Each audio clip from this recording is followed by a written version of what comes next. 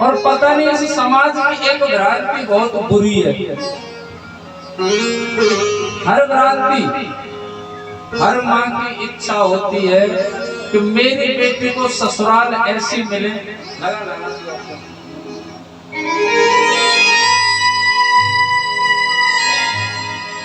हर माँ की इच्छा होती है कि मेरी बेटी को ऐसी ससुराल मिले जहां उसे काम नहीं करना पड़े। सही बात है ना? माँ की ये इच्छा होती है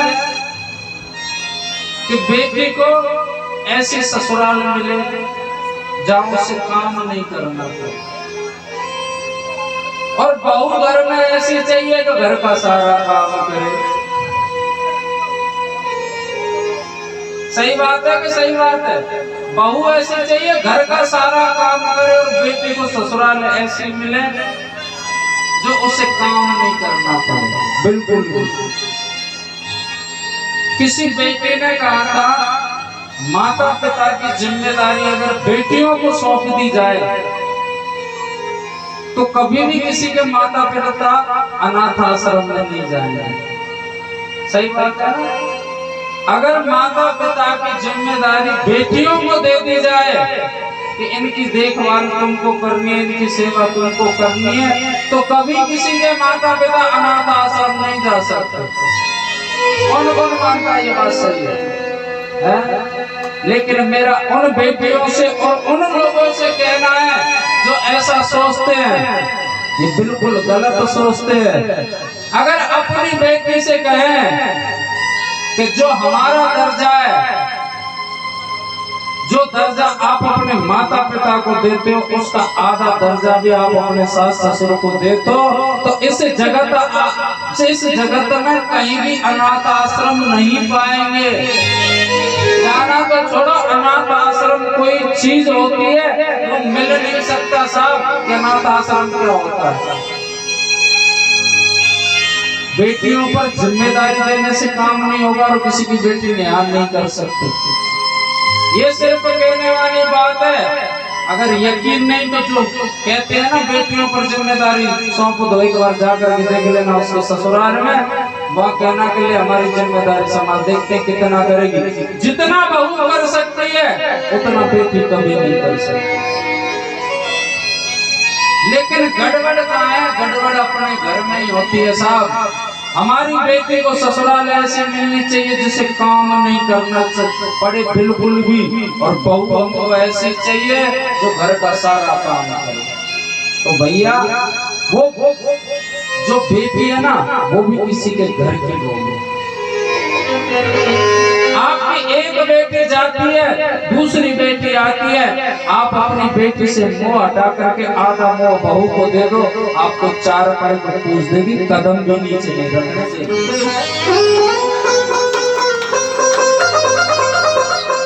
लेकिन बहू को बेटी का दर्जा दे दो। और इस समाज में ऐसी भी भ्रांति है, ऐसी भी बहुएं हैं जो अपने पति को अपने माता पिता की सेवा नहीं करने देते। ऐसी भी बहुएं हैं जो अपने पति को अपने माता पिता की सेवा नहीं करने देती और अपने पुत्र से कामना करती है कि ये बुढ़ापे में हमारी सेवा करे। तो भैया ऐसा ना तो कभी हुआ है और ना होगा। जैसा हमारी संतान देखती है वैसा हमारे साथ में बर्ताव करती है। अगर तुम किसी के बेटे को उसके माता पिता की सेवा नहीं करने दे सकती तो तुम्हारी संतान को उसकी बहू कैसे करने में देगी आपको सेवा? ये तो बदले का बदला है, एक सच्ची घटना है कि एक किसान था बेचारा, खेती बाड़ी का कार्य किया करता था। उसको जब बालक हुआ तो जन्म देते समय उसकी माँ गुजर गई। ध्यान से सुनना, उसकी माँ गुजर जाती है और उस किसान ने न जाने कैसी स्थिति में किस प्रकार से उस बालक को पाल पोस करके बड़ा किया।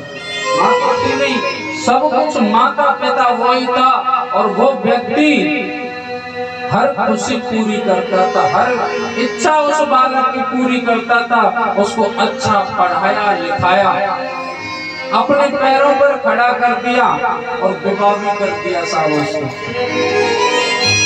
बहुत बड़ी लिखी आई, खूब अच्छी थी, और उसके भी बालक हो गया, बेटे के भी बालक हो गया करीबन 10 वर्ष का।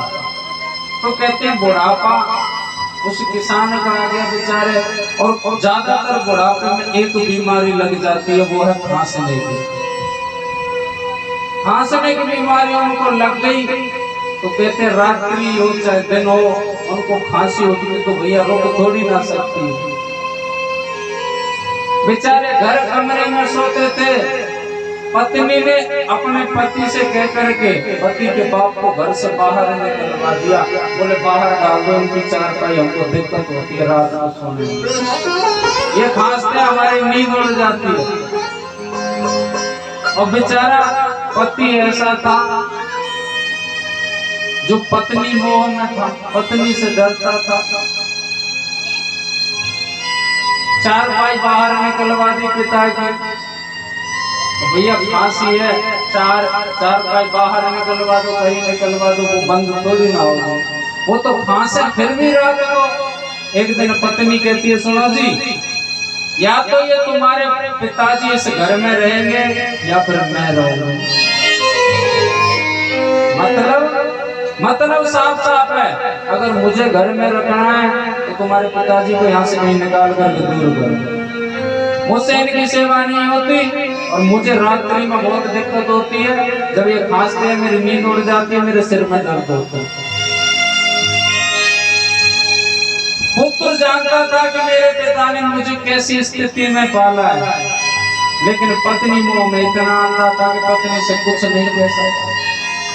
पिता से कहे तो कहे कैसे, और ले जाए तो ले जाए कैसे। अगले दिन अपना जो 10 वर्ष का बालक था उससे कहा, बोले बेटा इधर आ, और बाबा का बड़ा लाडला था, और कहते नाती और बाबा का जो संबंध होता है ना, ये अटूट प्रेम का संबंध होता है।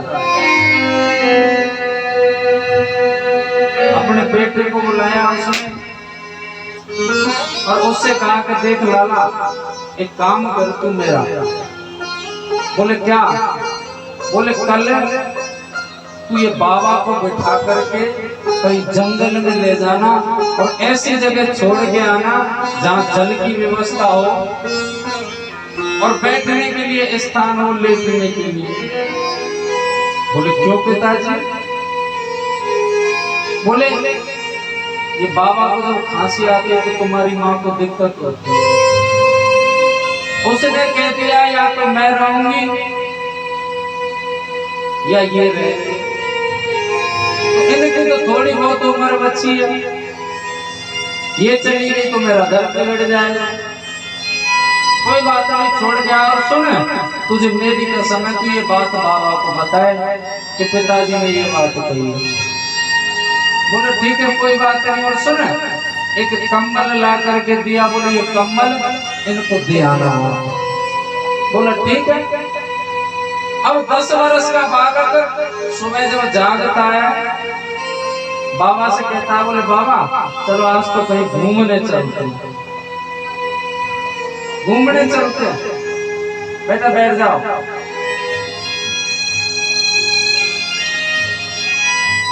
बाबा कहता है, बोले हाँ लाला तू सही कह रहा है, मैं भी यहाँ पढ़ा ये 4 पाई पर परेशान हो गया, चल कहीं घूमने चलते। तो कहते वो बालक पहले साइकिल चला लेता था। साइकिल होती थी जो डंडे के बीच में पैर फंसा करके, जिसे कहते हैं कैंची साइकिल।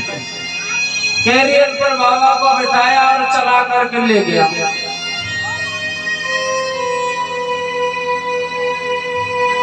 बैठ जाओ, हाँ, और बीच में खड़े मत होइए।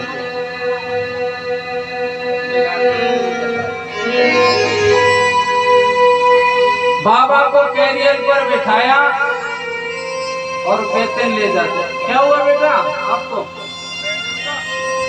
बार बार खड़े हो रहे हो।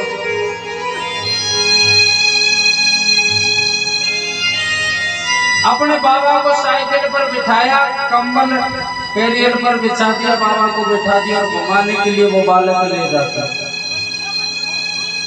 और घुमाने के लिए जब ले गया तो जंगल में जाकर के बड़ी सुंदर जगह मिली, एक पत्थर बिछा हुआ था बड़ा सा और बगल में ही नदी बह रही थी। सुबह ले गया और बाबा के साथ पूरे दिन रहा और शाम को कहता है, पता है बाबा आपको यहाँ मैं घुमाने के लिए क्यों लाया? घर में अपने बेटे से चाहे आप कितने भी कह लेना, कोई गुप्त बात हो के इसको बाबा को मत बताना, ऐसा हो ही नहीं सकता कि नाती बाबा को नहीं बताए। नाती कहता है, बोले बाबा पता है आपको यहाँ मैं क्यों लेकर के आया हूँ आपको? बोले क्यों बेटा? बोले जब तुम खांसते हो ना रात्रि में तो मेरी माँ को बड़ी दिक्कत होती है, तो माँ से पिता ने कहा है, बोले या तो घर में तुम रहोगे, ये रहेंगे यानी आप, या तो आप रहोगे या माँ रहेगी। उनका कहने का मतलब ये है। तो पिताजी आपसे तो कह नहीं सके, ये बात मुझसे कही है और ये कम्बल दिया है कि ये कम्बल उनको दे देना। बोला इसी को ओढ़ लेंगे और इसी को बिछा लेंगे, इसलिए लाया। जब ये बात सुनी ना बाबा ने, बाबा की आंखों से टप टप आंसू निकल गए। बाबा सोच रहे हैं, वारे विधाता तेरी लेकी, संतान को पालने पोसने में पता नहीं पिता की क्या स्थिति होती है। खुद भूखा रह जाता है, खुद फटे हुए कपड़े पहनता है, लेकिन संतान को बन ठन करके रखता है, बना ठना करके। और वो संतान देखो आज माँ तो थी नहीं, पाला पोसा, हर खुशी उसको अर्पण की, जो मांगा वो दिया, और केवल एक पत्नी के कहने पर उस बाप को घर से निकाल दिया।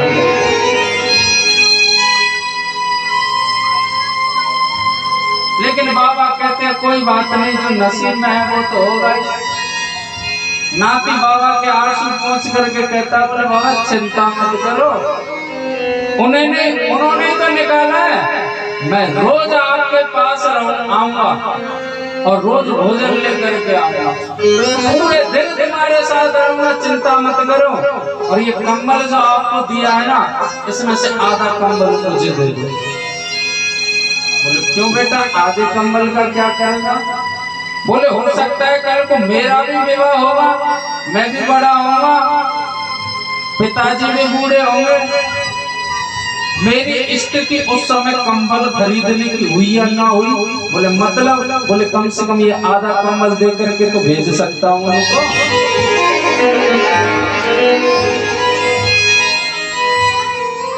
कहते हैं बाबा आंखों से आंसू टपकाते हुए नाती को हृदय से लगा लिया, बोला बेटा अब मत आना, भले ही मेरे पास, आज तूने मेरा सीना चौड़ा कर दिया। कहने का मतलब है कि जैसा आप परिवार में करोगे, बालक वैसा ही देखेंगे, वही बर्ताव तुम्हारे साथ होगा और वही चलन परंपरा बन जाती है। और एक बात बताऊं, माता पिता के बिना जीवन में कुछ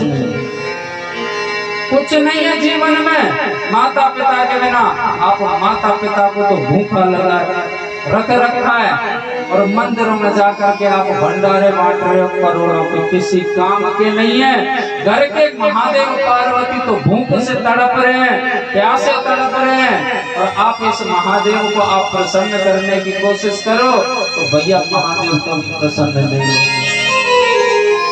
जिन घर में माता पिता प्रसन्न रहते हैं, उस घर में हमेशा स्वर्ग बना रहता है।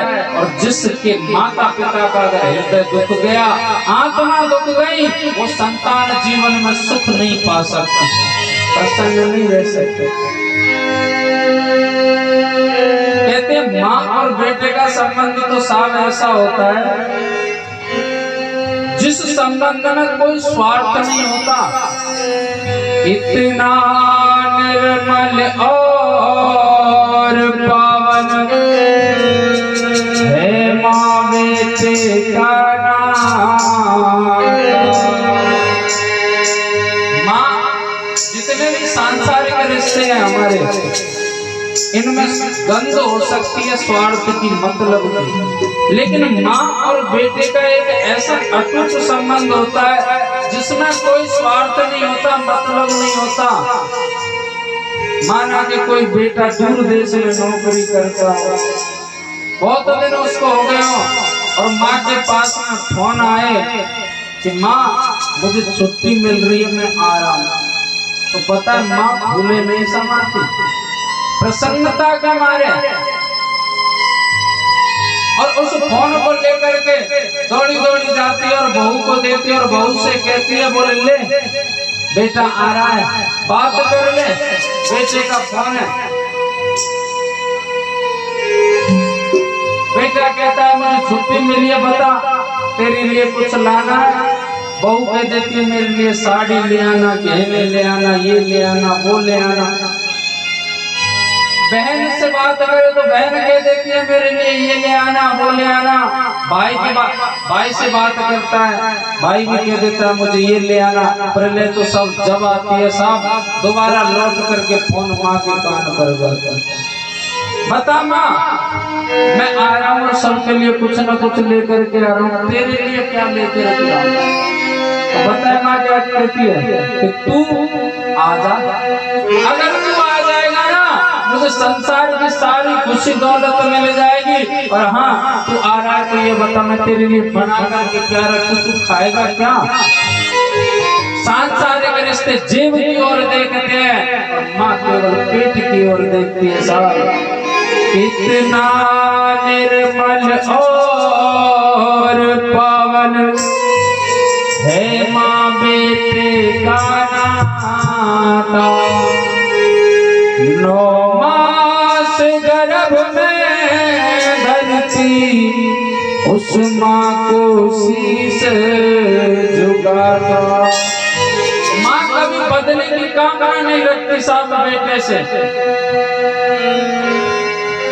कोई कामना नहीं है उसको।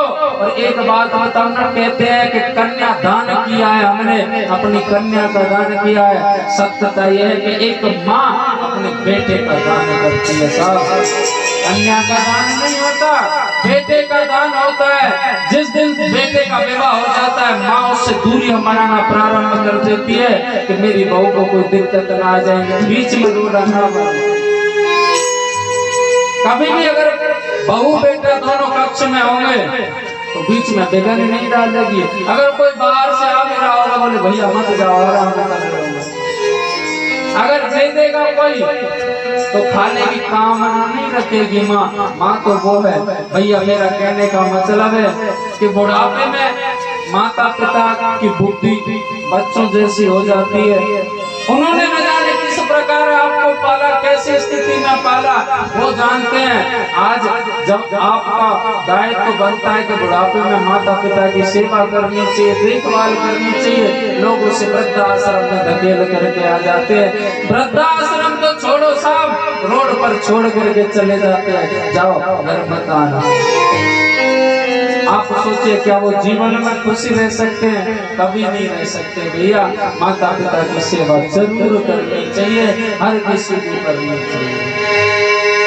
माँ बाप से बड़ी करी जग में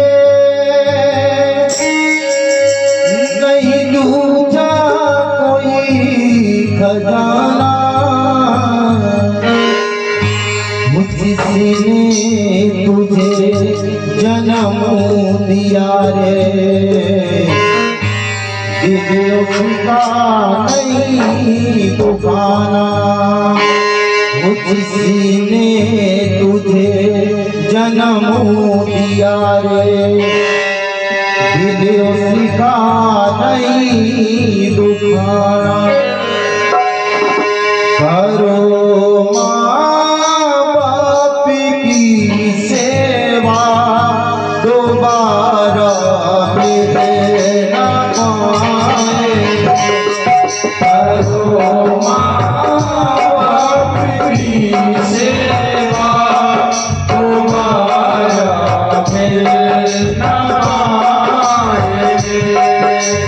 Oh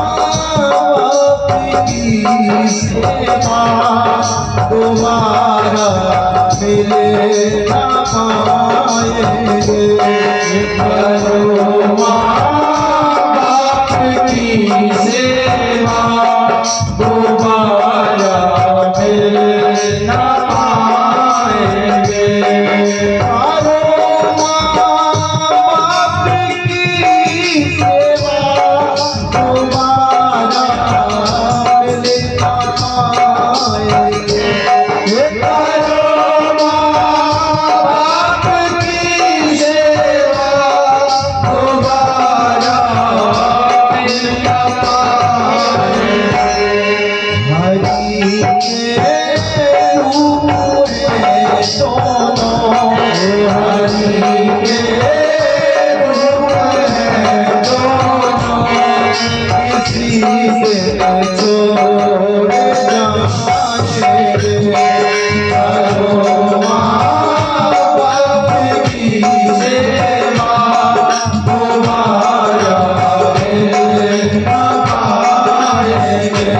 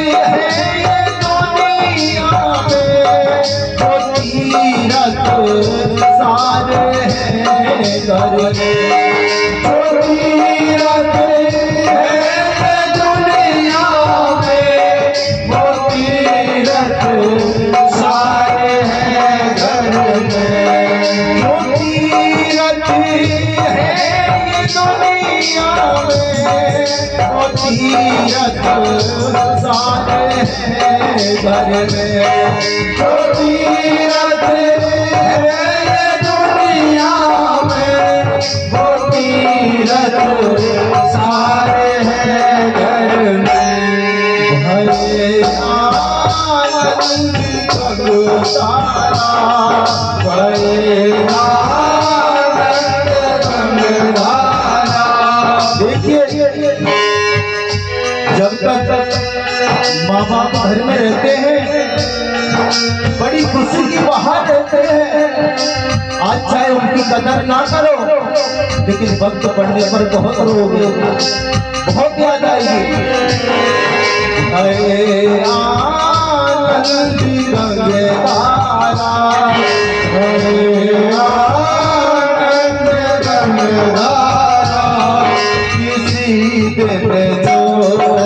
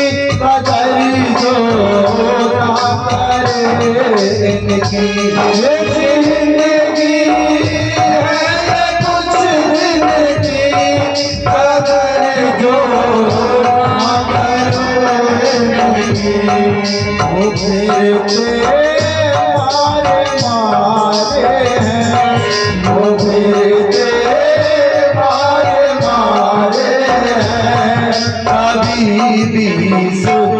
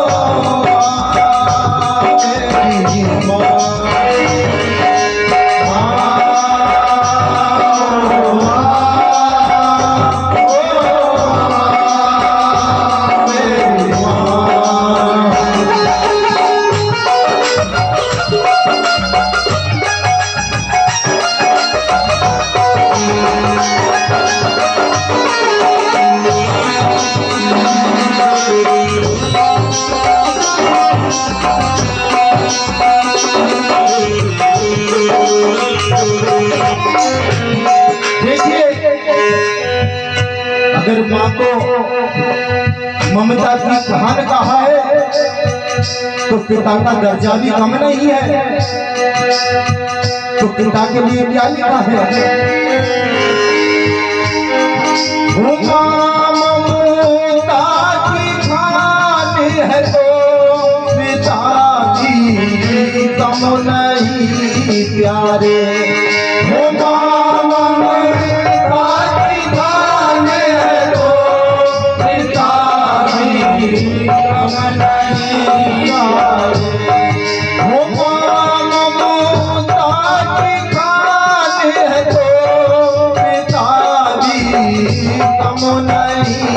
प्यारे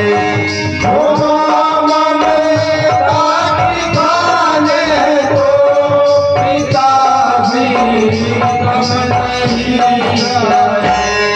पिता का साथ ना हो तो पिता का साथ ना हो तो फिर आगे बढ़ ना पाएंगे।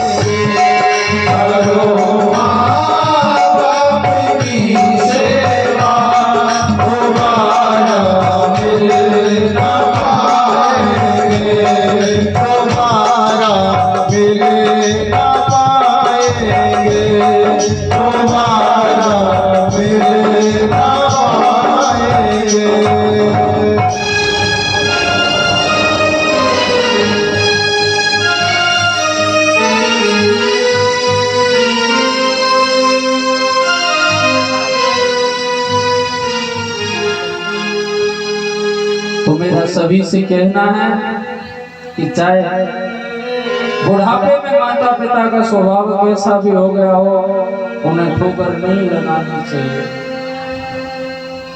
उन्हें छोड़ना नहीं चाहिए।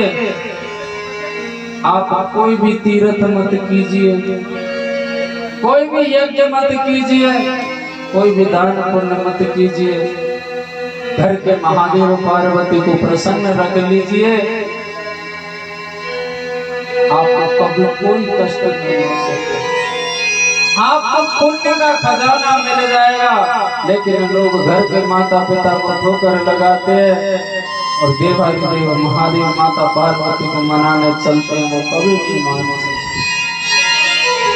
उन माताओं से भी मेरा कहना है जो कामना रखती हैं कि बेटी को ससुराल ऐसे मिले जिसे काम ना करना पड़े, बहू ऐसे चाहिए घर का पूरा काम करे। बेटे के लिए जो बालक मिले वो हर बात माने मेरी बेटी की, और बेटा ऐसा होना चाहिए जो केवल मेरी माने बहू की ना माने। उस भ्रांति को आप बिल्कुल बदलिए, आपका घर स्वर्ग बन जाएगा। नरक स्वर्ग कहीं और नहीं, यहीं पर जीते जी हमको प्राप्त हो जाएगा।